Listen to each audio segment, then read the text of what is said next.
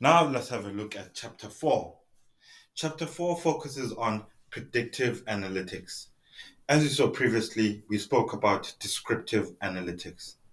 So, predictive analytics is another technique of analyzing or looking at different measures.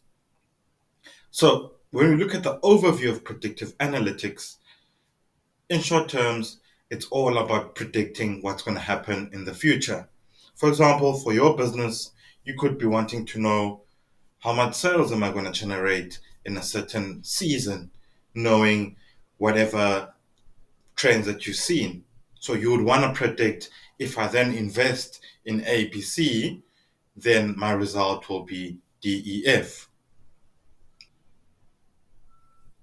So when looking at regression analysis, which is a statistical technique to use, regression analysis is all about finding out the relationship between the dependent variable as well as the independent variables.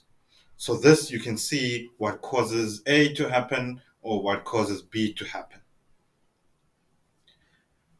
When you then also want to look at forecasting, you also use time series focused, which looks at maybe, for example, you want to look at sales month on month or per day, and you want to forecast how much sales you'll be doing within the future.